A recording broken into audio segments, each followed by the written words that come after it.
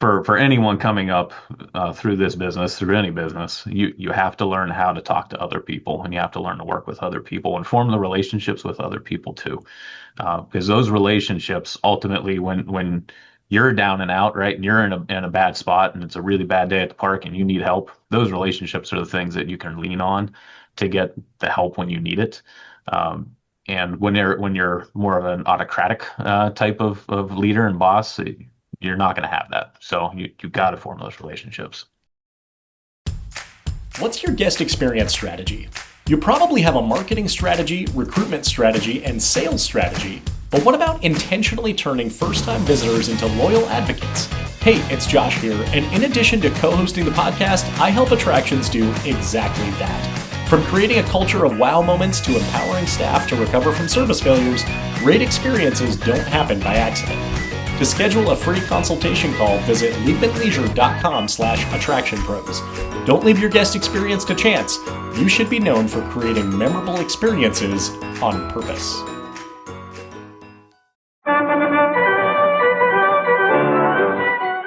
Welcome to the Attraction Pros podcast, where we discuss the latest trends and challenges facing the attractions industry today. We chat with some of the top leaders in the field and provide resources that will help develop your career in this great industry.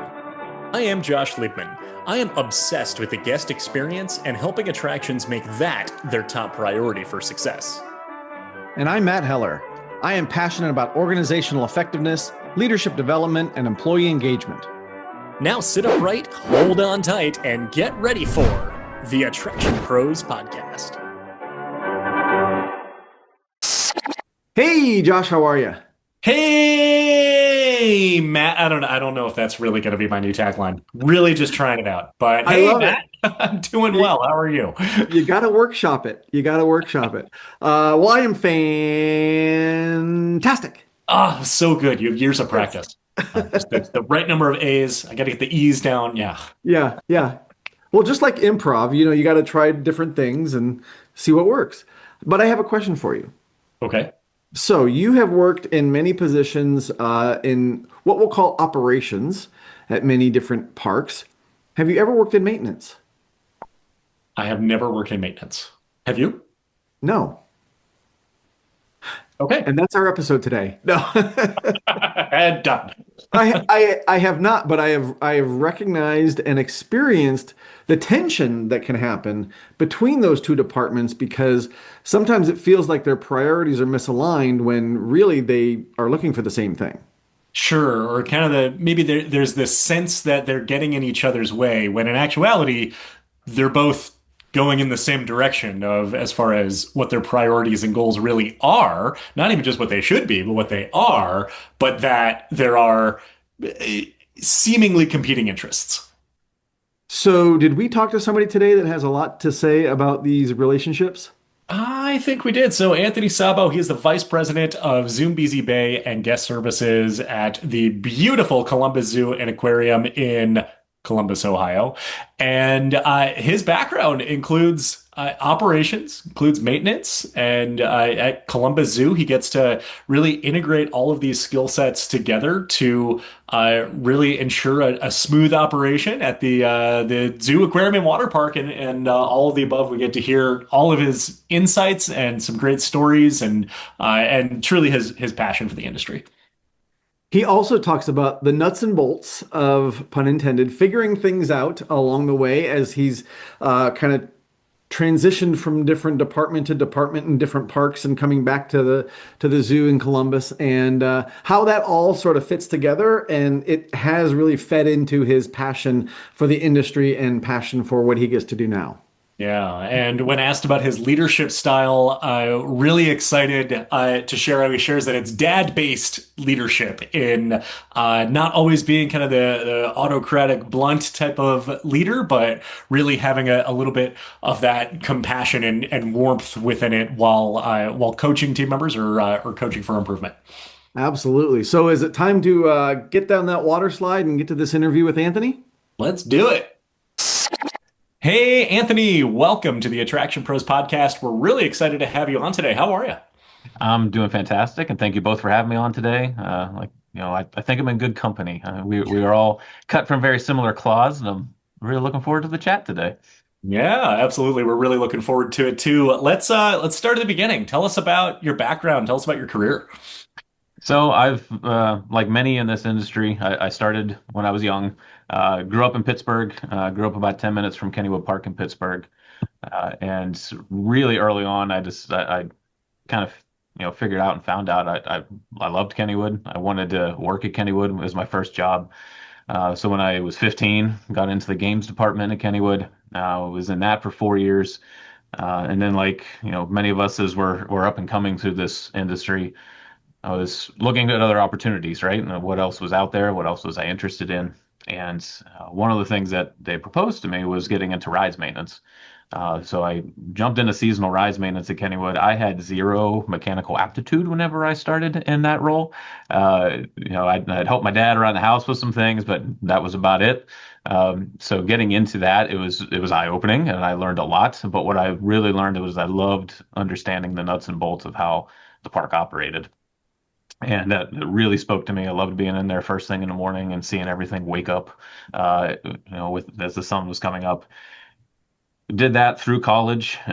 Went to Penn State for business management. I knew very obviously at that point in time that this was the industry I wanted to be in. This is what I wanted to do. Ultimately, keep working my way up, but maintenance was a good fit at that point in time. So I was at Kennywood in maintenance through 2011 into early 2012. And then at that point, I was looking for the next thing, right? I'd gone to school for business management. I wanted to keep advancing. Was looking for some opportunities and ended up finding the Columbus Zoo here in Columbus, Ohio. And even myself at that point in time, as I'm sure a lot of folks are going to be looking it up today, I didn't realize what all the zoo had. It was a zoo, right? I grew up in Pittsburgh. I was used to the Pittsburgh Zoo. It had a train, it had a carousel. That was it. But what I came to find out is that the zoo here had 16 amusement rides, has Zoombezi Bay, or 23-acre water park. This really is much, much more than just a zoo. So I ended up coming out here as rides maintenance manager. Again, found another place that I really enjoyed. I was here for 5 years in that capacity.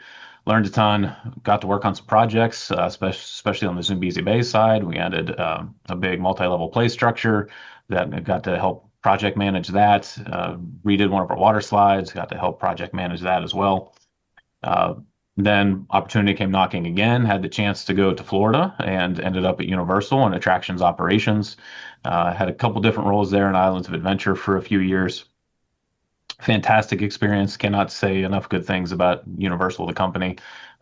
Really enjoyed my time in Florida. Really enjoyed working there. Learned a ton, which I'm sure we're going to talk more about some of those life lessons here today too. But then ultimately had an opportunity you just can't pass up. My predecessor in this role was looking to retire. Ended up being able to come back here to the zoo in 2019 as acting director of operations, and then took over as VP in January 2020. So I had a haul of about 60 days of normal before everything went sideways.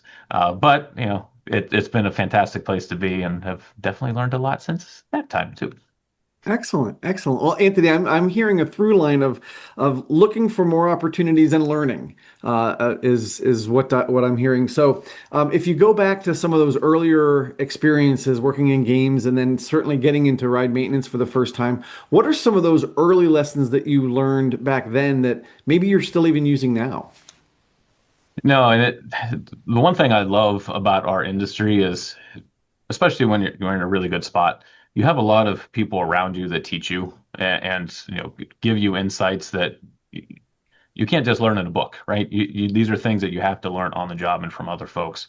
And I've in every single one of my stops along the way, I've seen that, and I've taken that lesson to heart, right?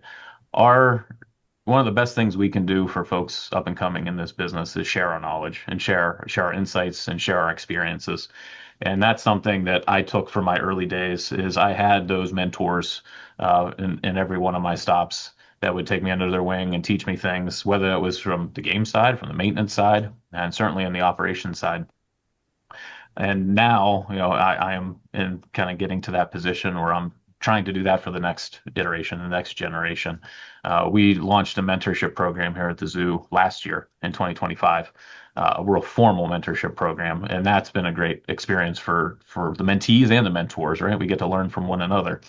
And we too here have folks that are, getting into the industry, whether they're a seasonal and this is their first job, or they've been here for a little while, and the bug has bit them, and they want to keep doing this with their career. So being able to take them and teach them some of these business aspects that, yes, you'll learn a little bit in school, but you're not really going to fully understand until you get to see it in a park setting like this. So that's really one of the biggest things is we need to impart that knowledge to the next generation. Hmm. One of the things that I'm curious of, and this ties in kind of with learning and sharing knowledge, but kind of I would say continually expanding your skill set is within your background, you've got ride operations and you've got maintenance, and those two they definitely rely on each other in many ways, kind of a yin and yang of, well, rides needs the maintenance and maintenance needs the rides from the operations standpoint. I don't think I know too many people that really know both, and curious as far as how that has helped you of really being able to be proficient kind of in both departments. Yeah, I've come to find it's a bit of a unicorn skill, and it's cool for that reason too. Honestly, I fell into both, right? I was at Kennywood, I was looking for something new and fell in kind of the maintenance side. And then when I ended up going to Florida, kind of fell into the operations side. And what I have found is that I knew it from my maintenance days that we worked closely with operations, right? All the time we were working with operations, but you don't understand operations until you work in operations. And I can speak from experience that the reverse is true. You don't understand maintenance until you work in maintenance. So having those two skill sets, and especially in a role like mine, I I can have an honest conversation with our ops team or with our maintenance team, and I can understand what they are saying, right? Because I've been in their shoes, and I can also help bridge that gap between those two sets of folks. We're fortunate here. We have really good collaboration amongst our teams, good open communication amongst our teams. So generally, they're able to work things out on their own. But having that insight and that background is really valuable to be able to bridge that gap between the two. And this is, going back to the last point too. When you talk to the next generation coming up, this is also something I impress upon them is that if you ever have the opportunity to switch roles, to switch departments, to learn something else, take advantage of it. 100% take advantage of it. What I have seen is that some of the most successful people in our industry have that varied background, right? You can be really successful if you just climb the ladder through maintenance. You can be really successful if you just climb the ladder through operations.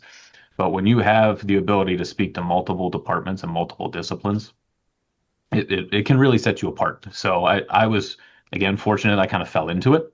But I try to impress upon them that if you have the ability to plan it, take advantage of it and do it. Anthony, I'm wondering if we can go a little bit deeper into that because you talked about that gap that happens sometimes between maintenance and operations. And I think what I found is that at the end of the day, they both kind of want the same thing, but they're going at it in very, very different ways. So I'm curious if you can give us a little bit more insight on how you, with those varied teams, do help to bridge that gap. Yes, and you are 100% correct, right? Ultimately, everyone wants our guests to walk out of here safe, happy, had a great time. We all want that. Uh, on the maintenance side, you can, and again, I'm speaking from experience, you can get very focused on what you are doing and what you have in your hands, right? So you have your attraction, you're doing everything you possibly can to make sure it's safe and ensure that it is safe. And in the maintenance world, you feel the pressure, right? You feel the pressure of not only keeping it safe, but also keeping it open and ensuring that both of those things can happen together. On the operations side, again, speaking from experience, your number one concern is the safety of the guests operationally, but also that you want them on that ride or you want them on that attraction, you want them having a good time. And where I found the most, friction, I guess you could say, would be, is that there are going to be times when maintenance, and this may run counter to what you're thinking. There's going to be times when maintenance says this is safe, like there's nothing wrong with this attraction, everything's great, perfect. Mhm. but maybe it sounds a little bit different than what operations is used to. So operations now is looking at it through like, are you sure? All right, are you sure that you're sure that everything's cool with this? So those types of really one-off situations is really what they are. That's where explaining that why is so critical. You need to interdepartmentally be able to explain to your counterparts, this is exactly what's happening and why it's okay, or why it's not okay if it goes in the other direction. And what I've also found to be successful is bringing that other department to, especially on the maintenance side, bringing them into the visuals of it too. So if there is something in the ride itself or on the ride itself that, this is what's wrong with it, take advantage of the opportunity to teach. So bring those ops folks over and show them exactly why this is the way that it is. That goes so much farther than words. And also being someone who, I'm a learn by doer type of person, so it speaks to me too, but giving them the ability to see it with their own eyes, touch it, experience it, understand it, that also helps bridge that communication gap, but it also helps long term build that trust and build that relationship that is so crucial, especially to that maintenance operations relationship. Mm. One of the things that I'm taking away here is that proficiency is kind of the starting line. Is that you need to have the knowledge of whether it is maintenance or whether it's rides or whatever department it might be. But then really to kind of amplify the success of that is the communication of your own proficiency of it. You might be very good at your job, but being able, you said, whether it's to teach somebody or at least to say, hey, here's why maintenance needs XYZ, or here's why rides needs XYZ, and being able to in a way, kind of get the buy-in from whoever you need to communicate it to, rather than just this is how it is and just kind of repurposing information. So, is that kind of the proficiency plus the communication dynamics seem to really need to blend together? 100%, 100%. And the best functioning teams are the ones that can collaborate honestly together with one another. Unique part of my role here is we're a bit of a decentralized organization. So we have the zoo, we have Zoombezi Bay directly adjacent to one another. I oversee Zoombezi Bay, but because we're a little bit more decentralized, I don't directly oversee all the departments. So like our maintenance department, our retail, food, beverage, communications, marketing, they don't ultimately report up to me. So what that means is, especially in a situation like this, collaboration is so critically important. You have to build these relationships with people. You have to be able to communicate effectively, honestly with one another. Because I think all of us is in our best days and our best manager, with our best manager hat on, our best leader hat on, we want to have that collaborative team, even if it's all people that report to me. But ultimately, if you're the boss, right, you have the ability to to pull that trump card and say, okay, we're just doing it this way, even if you don't want to do it that way. In a collaborative setting like this, you don't necessarily have that. So building those relationships and having that communication and collaboration is so important. And we all get so siloed into what we do, and it's natural, right? We have our job, we have our role, we're doing what we do on a day in and day out basis. We're all busy. There's not enough hours in the day, right? So it's challenging to sit there and think, well, I need to teach these people about what I do on a day in and day out basis, but it will absolutely pay dividends in the long run if you do, because then you can have those hard conversations that are fruitful, right? It's not nefarious. It's not you're not running conflict with one another. You're just having open, good communication with each other, and you can land on good results that are good for you, good operationally, good for your leadership structure, but also good for your guests. And that's ultimately why we're all here, right? Is to make sure that this product is the best for our guests. Absolutely. So one of the things that I'm hearing from that, to take away from what Josh just said, or to take that to the next level, is you also have to be proficient not only at your job, you have to be proficient at communication and collaboration, right? And that's a totally different skill set for a lot of people. And especially when you think about people moving up into a leadership role, sometimes that's their biggest downfall, is that they're great at their job, but it's the relationship building that seems to be the struggle with them, right? It is, and right, we were all 22 at some point, right? We're all headstrong, go. Like my idea is the greatest. There's no idea that's ever been better than this, right? But as we all get up there a little bit in years and age a little bit and gain some of that knowledge and wisdom, the most effective leader you can be is one that listens to other people.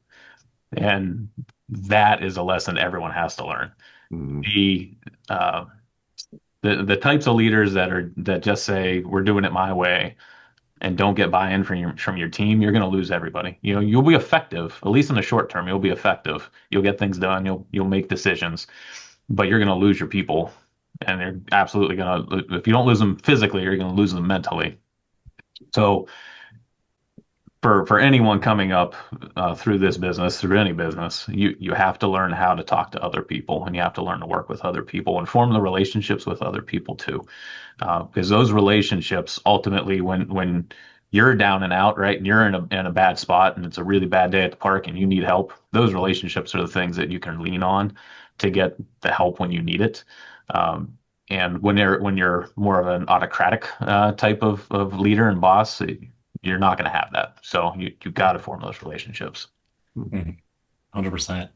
So switching gears just a little bit, would love to talk a little bit more about the zoo specifically. And I've been to the Columbus Zoo before. I went there a few years ago, and I remember pulling into the parking lot, and you could have told me that this was a Six Flags park. It was unlike any other zoo experience I'd ever had, even just from that arrival. And prior to that, I had seen the parking lot many times in Safelite commercials, but being there in person, I really felt like I was at, and you even kind of made the comparison to the Pittsburgh Zoo, which you were used to growing up. Any other zoo that I've been to, tends to have a little bit of a smaller feel, which is not a bad thing, but that this is just so much more. But with that said, it still does kind of have all those attributes of a mission-driven organization. And I'm curious as far as how that is then integrated, being able to kind of take that message of animal care, conservation, sustainability, inspiring action, but with non-traditional zoo experiences, rides, water park, etc.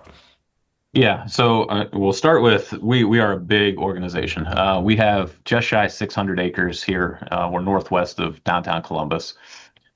So on our property, our campus here in Powell, we have the Columbus Zoo, we have Zoombezi Bay, and we have the Safari Golf Course, 18-hole golf course across the street. We also operate the Wilds, which is a just shy of a 10,000 acre conservation facility that's outside Zanesville, Ohio. So it's about an hour and a half from us. Fantastic, beautiful facility, one of the best wildlife safari parks you're ever going to find there at the Wilds. So we are a very large our parking lot alone is 100 acres. So we are a large organization. We see here in Powell about 2.2 million people a year. And it makes it's really cool, right? Because it is unlike anything else that's out there. We are one of the largest zoos, certainly in North America, and truly around the world. We're one of the largest ones out there. But we have, to your point, we've really, really doubled down on our conservation messaging, and our conservation mission, right? So our mission is, we're here to empower people and save wildlife. That's our goal. That's what we're here for. And we have conservation activities and actions happening here locally and also around the world. And we're fortunate with having so many guests coming to our property that we can tell that story better than many other places can. We have such a reach because of it too. The zoo, obviously, it would make sense, right? We have the animals, we have those natural conservation tie-ins, whether it's our manatee rescue program, rescue rehabilitation program. So we're one of only two facilities outside the state of Florida that's a rehab facility for manatees that are injured or found sick in the wild. But then on the flip side of that, we just launched a conservation program in India for our Asian elephants. So that's a whole new program on the other side of the world for us that we're having that impact globally too. But it goes beyond the zoo, right? So you wouldn't think that we have 15 amusement rides. We have our 23 acres in Zoombezi Bay Water Park. You wouldn't think those would be natural fits to that story. And honestly, when those came on board back in 2008, it was a little clunky. It took us some time to figure out how to message why we were doing what we were doing. Zoombezi Bay, its initial primary purpose was to help financially support the zoo. So Zoombezi, out of its gate revenue, about $2 million a year goes back to the zoo to help fund zoo operations. So it gives the zoo just another financial opportunity and another revenue source to help support the mission of the zoo and support the operation of the zoo. What we've done since then is we've really leaned into the conservation messaging. And I think for Zoombezi, 2025 was kind of the pinnacle of that. We opened Conservation Tower, our brand new water slide attraction in 2025, award-winning water slide attraction in 2025. But that was the first time we truly leaned into the conservation message. So we have 3 different water slides on that tower. All 3 of them are named after Ohio-based conservation efforts of the zoo. We have signage now at that attraction that's promoting those Ohio-based conservation efforts of the zoo. And really last year, for the first time, I felt it because I was standing down there, just like a proud papa after we opened our new attraction and watching guests get off the ride and having a great time. And these 2 teenage girls, probably, 13, 14, came up to me and they legitimately just, the only thing they asked me was, why is it called Conservation Tower? So I got to stand there and tell them exactly why it's called Conservation Tower. Now, hopefully that, plants the seed for them moving off into their lives to think about those conservation efforts, think about why it's important. And that's exactly why we did what we did, right? Zoombezi is increasingly leaning on that messaging and amplifying that message of the zoo. Because we do have guests that come to Zoombezi and only Zoombezi. They're not interested in the zoo, and that's fine. But that doesn't mean we can't have that impact and have those touch points. On the ride side, same thing. We're increasingly going that way too. Fun fact, Sea Dragon, our wooden roller coaster, which is the oldest wooden roller coaster in Ohio, believe it or not. We're in the same state of Cedar Point and Kings Island. We have the oldest wooden roller coaster in the state. It's celebrating its 70th anniversary here in 2026. And we're going to have a birthday party for it here at the beginning of the season. But we also, a few years ago, introduced weedy sea dragons over in our Australia area. So they're a small aquatic creature, kind of picture like a seahorse, a little bit bigger than a seahorse. Just kind of ironic that the 2 are named after each other. Sea Dragon's been called that since 1984, but we're leaning into it this year. So Sea Dragon, as part of its birthday celebration, we're leaning into the fact that we have weedy sea dragons and that conservation message behind the weedy sea dragons. We're going to have an adopt package where you can get a little plushy sea dragon that goes along with Sea Dragon's anniversary. So we're increasingly tying all this together from a messaging perspective. The revenue is super important, right? We need the revenue on the zoo side in order to do all the things we want to do, but that message is just as important as well.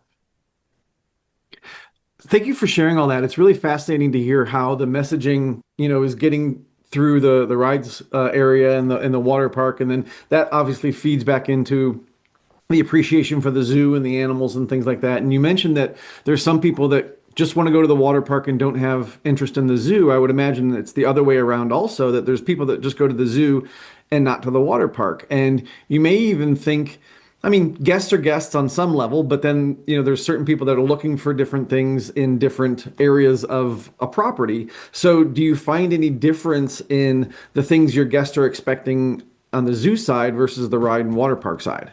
We do. So it's interesting. You would think that the demographics the same, but it's similar but different. So the zoo is families with young children, generally under the age of 10. They then kind of graduate to Zoombezi. So then it becomes families with the older kids, teens, young adults. On the zoo side, it's more, I guess you could say, passive, right? You're walking through the zoo, you're seeing what animals are out and about and what they're up to. A little bit more of a passive experience. But when you get into Zoombezi Bay, that's when it gets to be more active, right? You're in the wave pool, you're riding water slides. And we see that between their interest levels between the 2 properties. Those Zoombezi guests are looking for that action. They're looking for that activity more so than the zoo guests are. So we, as we plan out new attractions, we plan out new habitats, new regions, we take that into account, right? On the zoo side, we're probably going to be more apt to put in a playground because we know we're going to have a whole bunch of younger kids. Zoombezi, we survey our guests on both sides, but we survey to see what level of thrill right now are they interested in, right? Are they looking for more of a high thrill? Are they looking for a family attraction? What's going to speak to them most? Listening to your guests is also obviously hugely important. We do regular surveys, exit surveys with our guests. We also do, kind of, what's new surveys and new attraction surveys and new interest surveys. We have one go out here next month for Zoombezi Bay, just to understand exactly what they're looking for, because you don't ever want to lose sight of that, right? Of course, I want to sit here and think I'm right and have all the best ideas in the world, but what I think ultimately doesn't matter. What the guest thinks is what matters, because that's the one that we're trying to attract to the property. Could we go deeper into that a little bit between listening to your guests, but also, you basically separated out the demographic. Obviously, there's a lot of overlap, but being able to say this would be a better fit in the zoo, this would be a better fit in the water park, but also at the same time, listening to what your guests are saying, what they're asking for, which might differ from what the data might suggest might be the best option. So curious as far as really integrating those together. Yeah, and it can be challenging, right? So you saying data maybe automatically go to revenue, and I think right now it's a fair discussion to have too. What we're hearing a lot from our guests is that prices are too high, right? And I think a lot of us in this industry are probably hearing the same thing, right? That people are looking for deals or looking for opportunities. On the flip side, as we operate, a zoo is an expensive thing to operate, right? We have a large amount of animals here on property that are under our care. Something like our manatees, they eat an insane amount of lettuce. I mean, their budget alone for food for the entire year is, it can rival the operating budget for the largest roller coaster on the planet, right? So we have those operational necessities too that we have to balance along with what our guests are saying. So you try to find the best path forward, right? So in terms of just pricing, we look at different times of the year and we look at and say, okay, the guests are saying they want more opportunities for deals. Here's some times of the year where we have slower attendance, lighter attendance. Maybe the weather's not as ideal in those times of year. Let's look at those times of the year to do some different deals and some different opportunities. When it's a Saturday in July, you're probably not going to find much of a deal to come to either the zoo or Zoombezi Bay, right? We have to maximize the opportunity when we have the ability to do that too. When it comes to adding new things, uh, it's also balancing what the guests are saying with what we see as needs, right?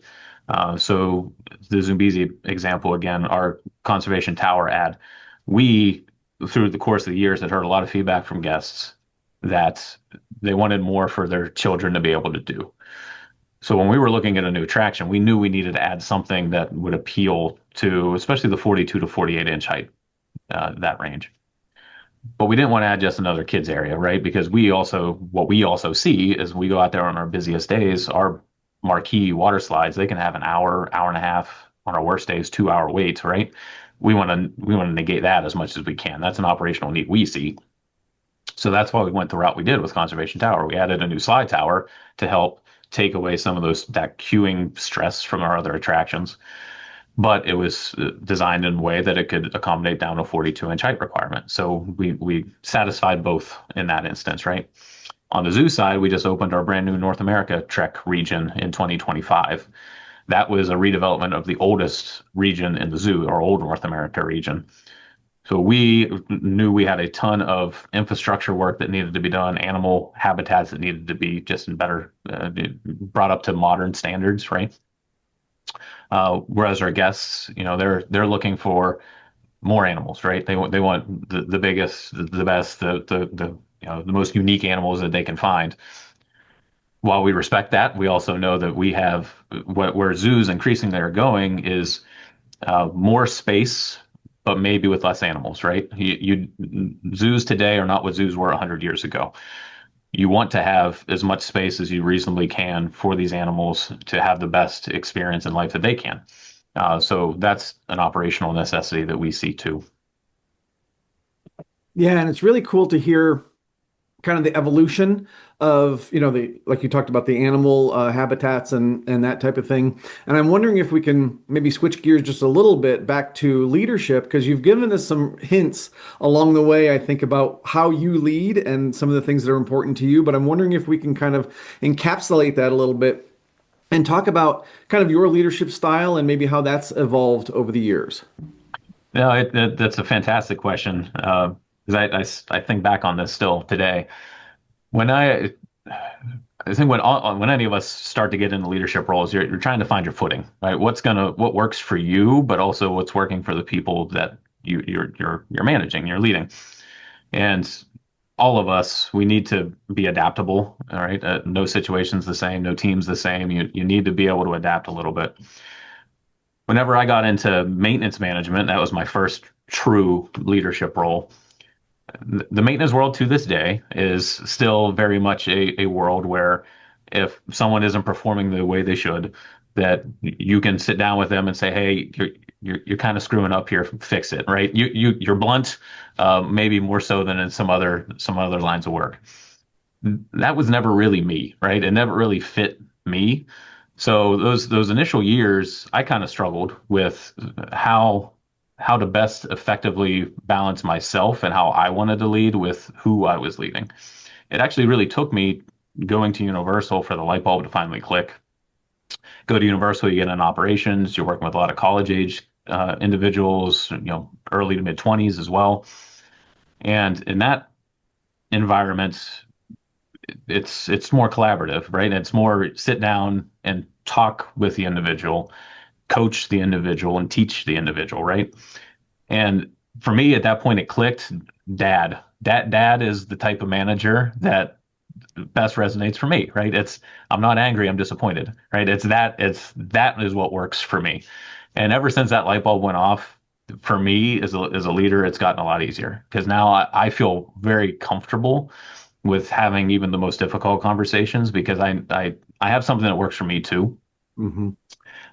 So for anyone that's coming up, you gotta ultimately, and it's probably gonna take you some time, but you gotta find what works for you, and because you can't also force yourself as being a square peg into a round hole, the same way you can't force your team to be a square peg into a round hole. How do you take all of that and then package it into kind of using all of that lessons and guidance and developing not just team members, but also the leaders that you are supporting as well?